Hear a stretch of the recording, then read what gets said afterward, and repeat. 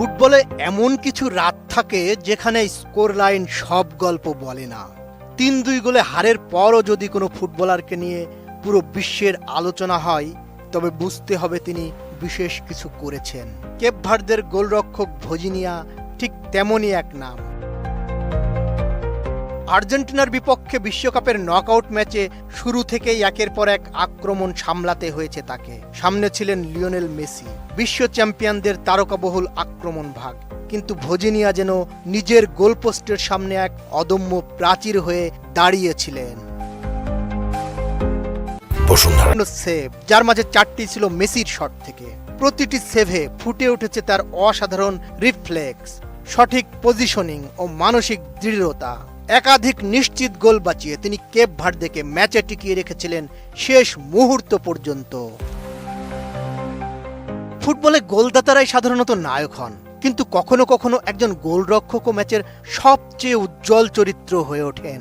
ভজিনিয়া সেই বিরল উদাহরণগুলোর একটি। তার পারফরম্যান্স প্রমাণ করেছে সাহস, আত্মবিশ্বাস আর লড়াইয়ের মানসিকতা থাকলে ছোট দলের একজন খেলোয়াড়ও বিশ্বমঞ্চে নিজের পরিচয় গড়ে নিতে পারেন।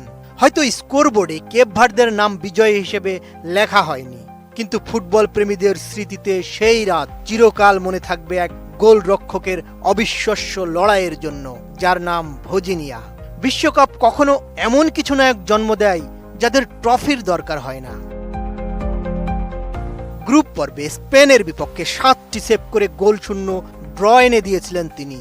সেই ম্যাচেই বোঝা গিয়েছিল ইতিহাস গড়তে এসেছেন তিনিও তার দল। উরুগুয়ের সঙ্গেও এগিয়ে গিয়েও পিছিয়ে পড়া, তারপর আবার সমতায় ফেরা ম্যাচটি বলে দেয় তারা হার না মানা এক জাতি। সৌদি আরবের বিপক্ষে আরেকটি ক্লিন শিট নিশ্চিত করে তারা পৌঁছে যায় নকআউটে। বিশ্বকাপের ইতিহাসে নকআউটে ওঠা সবচেয়ে ছোট দেশ হয়ে যায় কেপ ভার্দে। ভজিনিয়া তখন বলেছিলেন, আমরা ছোট কিন্তু আমাদের হৃদয়টা বড়, আমরা লড়াকু। এর চেয়ে সুন্দর পরিচয় আর কি হতে পারে। এরপর নকআউটে বিশ্ব চ্যাম্পিয়নদের মুখোমুখি হওয়া, এটাও তো একটা রূপকথারই অংশ। তবে আসল রূপকথা লেখা হয়েছে মাঠে। আর্জেন্টিনার সঙ্গে পাল্লা দিয়ে সমানে সমানে লড়াই করেছে কেপ ভার্দে, যেখানে নেতৃত্ব দিয়েছেন ভজিনিয়া। মায়ামিতে বিশ্ব চ্যাম্পিয়নদের আক্রমণ যেন থামতেই চাইছিল না। একের পর এক শট, একের পর এক সুযোগ।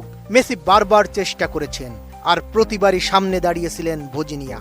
কখনো ডান দিকে উড়ে গিয়ে, কখনো 2 হাতে ঠেলে, কখনো বুক দিয়ে আটকে তিনি যেন একাই লড়েছেন পুরো আর্জেন্টিনার বিপক্ষে। তার দলও যেন লড়াই করেছে পুরোটা উজাড় করে। তাতে 90 মিনিটের লড়াই গড়িয়েছে 120 মিনিট পর্যন্ত।